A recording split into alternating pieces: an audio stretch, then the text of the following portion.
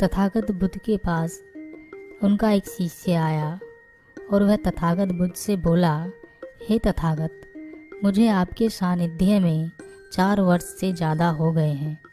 मैं रोज़ आपके बताए अनुसार ध्यान करता हूँ, फिर भी मुझे ध्यान से आज तक कुछ भी प्राप्त नहीं हुआ है।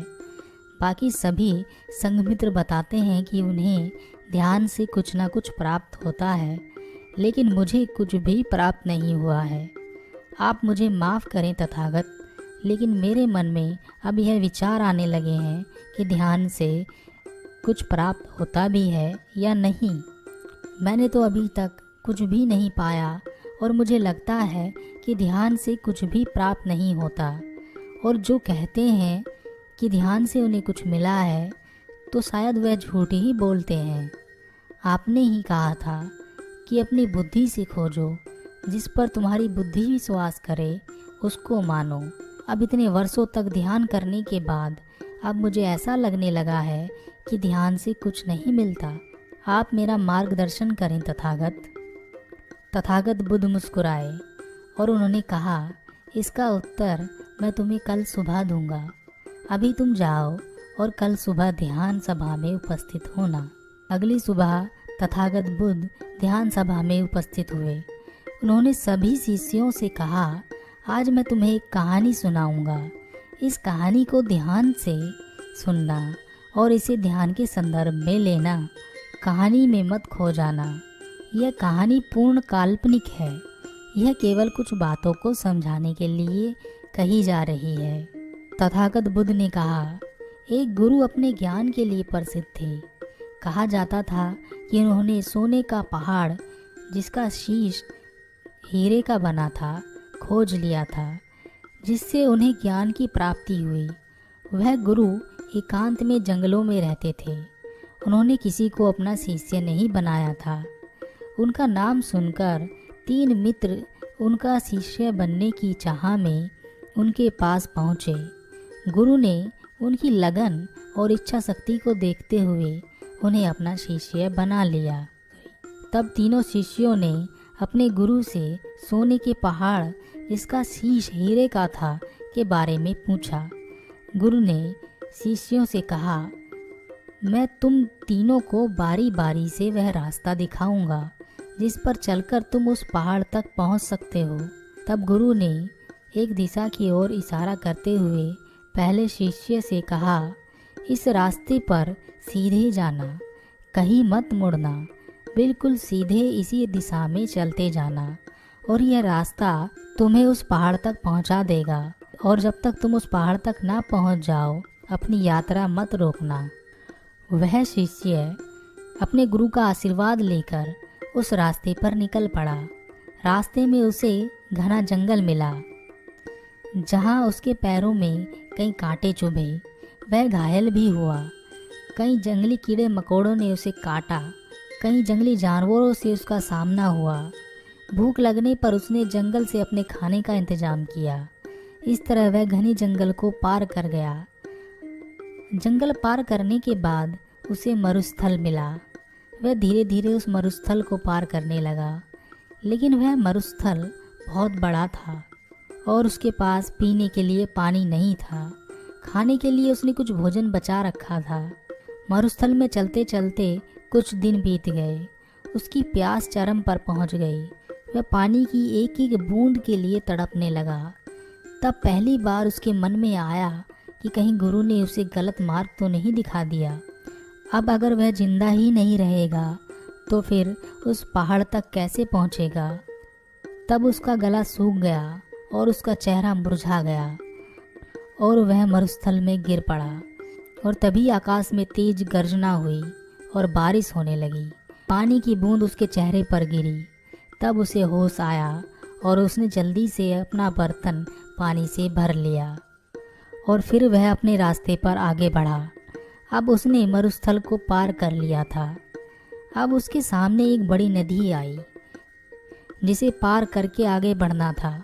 उसने बांस के डंडों से एक नाव तैयार की और उस नाव में बैठकर उस बड़ी नदी को पार करने लगा। लेकिन तभी उस नदी में बवंडर आ गया और उसकी नाव पलट गई। वह नदी में डूबने लगा। और डूबते डूबते सोचने लगा कि पता नहीं गुरुदेव ने सही रास्ता दिखाया भी है या नहीं। यहाँ तो मैं बार बार मौत के करीब पहुँच जाता हूँ। अब तो मैं इस नदी में डूब ही जाऊँगा। तभी कुछ व्यक्तियों ने उस शिष्य को नदी से बाहर निकाला और उसकी जान बचाई। उन व्यक्तियों ने बताया कि वह पास के गांव के मछुआरे हैं। वह शिष्य उन मछुआरों के साथ उनके गांव चला गया। वहां भोजन करने के बाद वह कुछ भोजन और पीने का पानी लेकर अपनी यात्रा की तरफ बढ़ निकला। वह सीधे रास्ते पर लगातार चल रहा था। चलते चलते वह एक ऐसी जगह पहुंच गया जहां रास्ता खत्म हो जाता था और आगे एक बहुत विशाल और बड़ी और गहरी खाई थी, जिसे देखकर वह जोर से चिल्लाया और बोला कि गुरु ने मुझे गलत रास्ता दिखा दिया है। यहाँ तो आगे रास्ता ही नहीं है और ना ही कोई सोने का पहाड़ है जिसका शीश हीरे का हो। सब व्यर्थ हो गया। मेरी इतनी लंबी यात्रा व्यर्थ हो गई। यहाँ तो कुछ भी नहीं है।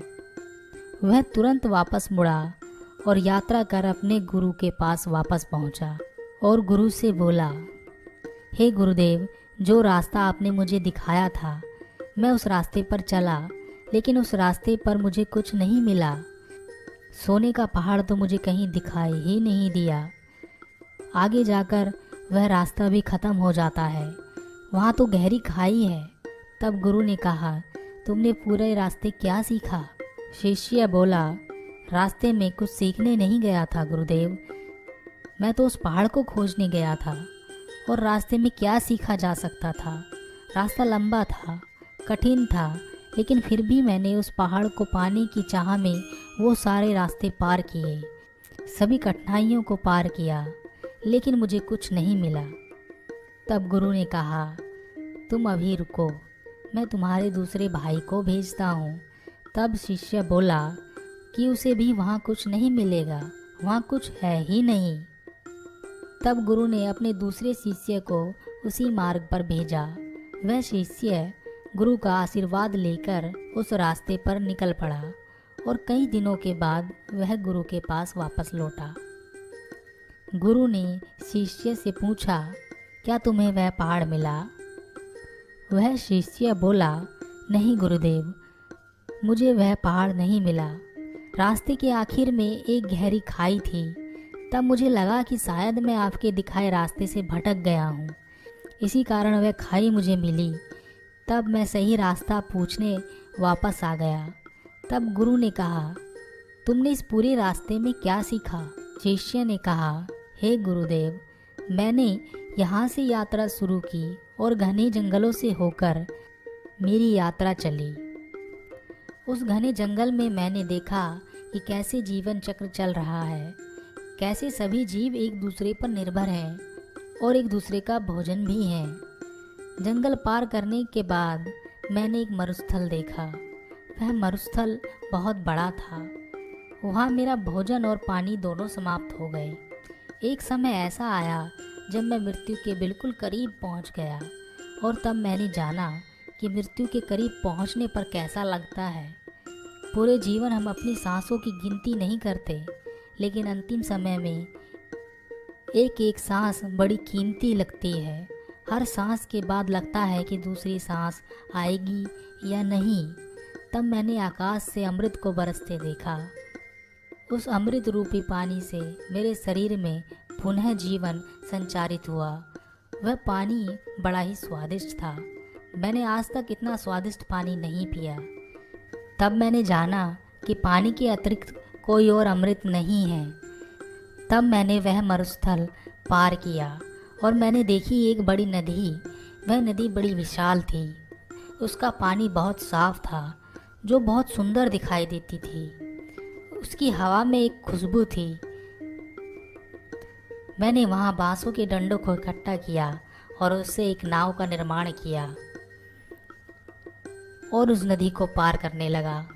तभी नदी में बवंडर आ गया और मेरी नाव पलट गई। मुझे कुछ मछुआरों ने बचाया।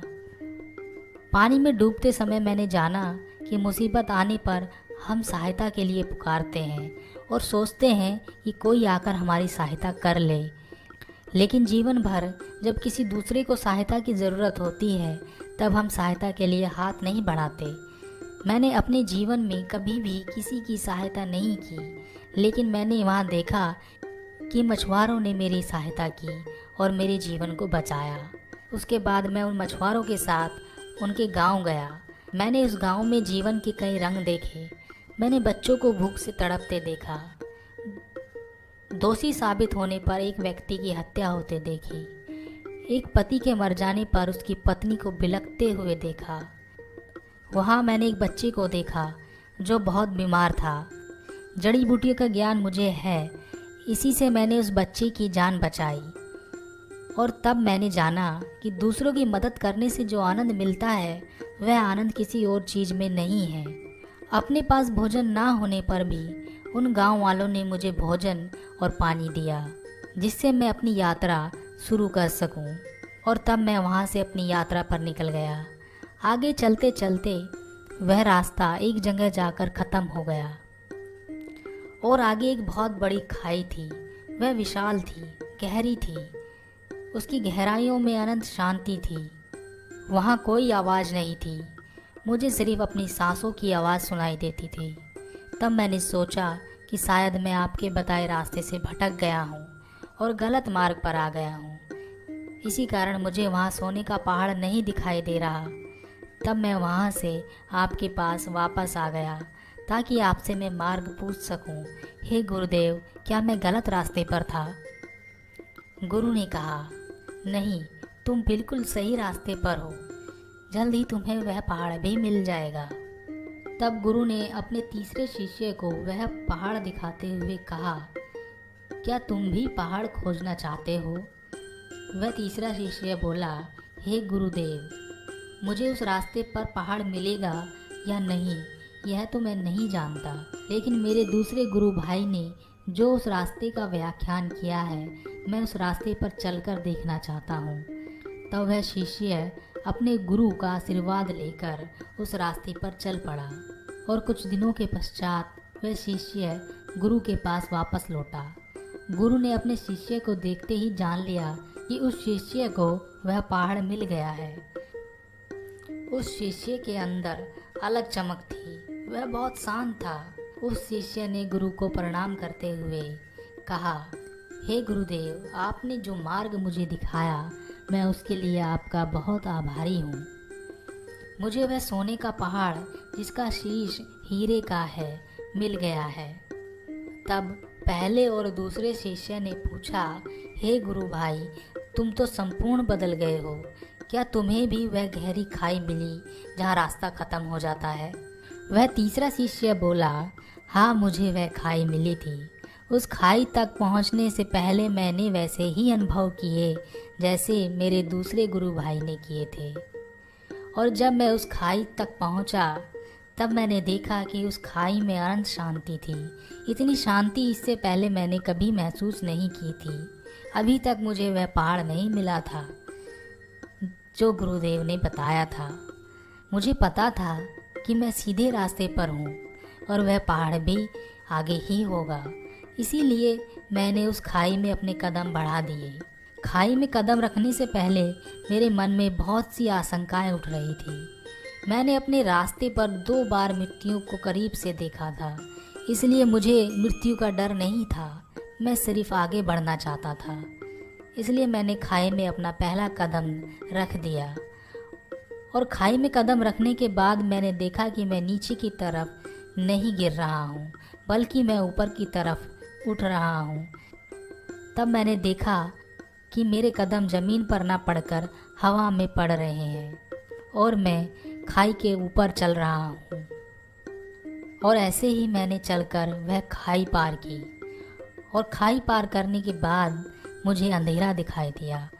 उस अंधेरे में प्रकाश की एक किरण भी नहीं थी। वह बहुत ही भयानक अंधेरा था जिसमें मैं खो गया था। मैं सीधे ही चलता रहा और उसके बाद मुझे बहुत प्रकाश दिखाई दिया। वह प्रकाश भी इतना प्रकाश था कि मुझे उसमें कुछ नहीं दिखाई देता था। तब भी मैं सीधा ही चलता रहा, पर मुझ पर डर हावी होता रहा। मैं भयभीत था, अंदर से कंपित था। तब वह प्रकाश भी चला गया और मेरी आंखों में कुछ रोशनी आई और मैंने देखा वह पहाड़ जो सोने का बना था और उसका शीश जो हीरे से बना था। उस पहाड़ पर चढ़कर उसके शीश तक मैं पहुंचा और तब मुझे किसी चीज़ का डर नहीं था, ना कोई भय था, ना कोई इच्छा थी और ना ही कोई आशा और ना ही कोई निराशा थी। किसी तरह की ज्ञान की प्राप्त करने की जिज्ञासा भी नहीं थी, केवल अनंत शांति और आनंद था। तब मुझे गुरुदेव का स्मरण हुआ और मैं उनसे मिलने वापस आ गया। तथागत बुद्ध ने यह कहानी अपने शिष्यों को सुनाई और अपने शिष्यों से पूछा, ध्यान के संबंध में इस कहानी से तुम्हें क्या मिला?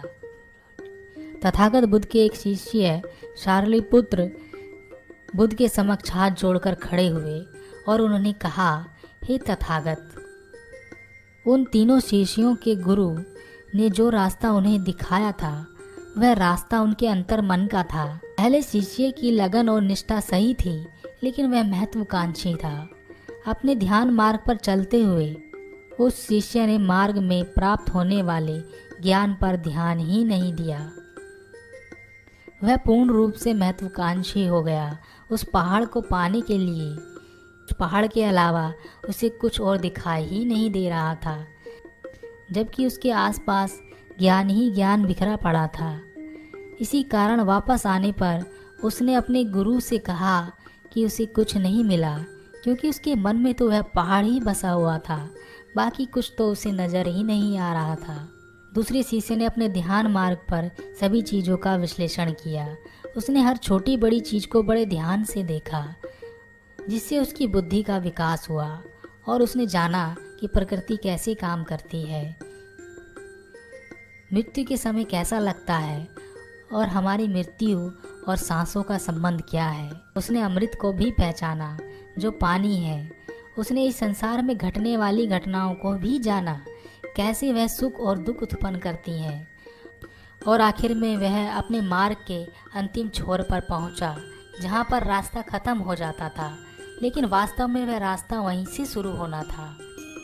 उस खाई की अनंत शांति, अनंत गहराई और विशालता ने शिष्य का मन मोड़ दिया और वह घबरा गया। इसी कारण वह अपने गुरुदेव के पास वापस लौटा ताकि वह उनसे मार्गदर्शन ले सके। लेकिन इस यात्रा में उसने बहुत कुछ पाया, इसलिए उसने गुरुदेव से यह नहीं कहा कि उसे कुछ नहीं मिला। तीसरे शिष्य के मन में उस पहाड़ को लेकर कोई जिज्ञासा नहीं थी। वह केवल जानना चाहता था और उस मार्ग को समझना चाहता था। उसने उस रास्ते पर पड़ने वाली सभी छोटी छोटी चीज़ों का विश्लेषण किया और वह सभी बातें जानी जो उसके दूसरे गुरु भाई ने भी जानी थी। और आखिर में वह उस खाई के पास पहुंचा जहां से उसके दोनों गुरु भाई वापस लौट गए थे। उसने वहां पर अनंत शांति का अनुभव किया, एक ऐसी शांति जो उसने आज तक नहीं महसूस की थी। वह डरा देने वाली शांति थी। वहां केवल उसकी सांसों की आवाज थी और वह धीरे धीरे अपने मन की गहराइयों में उतरता गया, जहां जीवन के सभी विचार खत्म हो गए और एक अनंत सन्नाटा और अंधकार उसे दिखाई पड़ा। अंधकार में उसे कुछ नहीं दिखाई देता था। वह उस अंधकार में आगे बढ़ता गया और मन की गहराइयों में और गहराइयों में उतरा, जहां उसे प्रकाश ही प्रकाश दिखाई दिया। उस प्रकाश में भी उसे कुछ नहीं दिखाई देता था और अंत में वह प्रकाश भी खत्म हुआ और वह अपने मन के भी पार चला गया। और तब उसने पाया वह पहाड़ जो सोने का बना था उसका खुद का शरीर है और उसका शीश जो हीरे का है उसका मस्तिष्क है जो पूर्ण जागृत हो गया है और उसकी रोशनी में अब उसे सब कुछ साफ साफ दिखाई देता है। उसके मन में अब किसी भी बात को लेकर कोई दुविधा या संशय नहीं बची। वह शिष्य जिसने तथागत बुद्ध से शिकायत की थी कि उसे 4 वर्षों में कोई ज्ञान प्राप्त नहीं हुआ है, वह बुद्ध के चरणों में आया और तथागत से बोला, हे तथागत, मैं आपका पहला शिष्य हूँ, इसी कारण मुझे आज तक कुछ नहीं मिला। अब मैं कम से कम दूसरा शिष्य जरूर बनूंगा। तथागत बुद्ध ने कहा, इस मार्ग पर 2 ही गलती हो सकती है, इस मार्ग पर ना चलना या इस मार्ग को पूरा ही ना करना।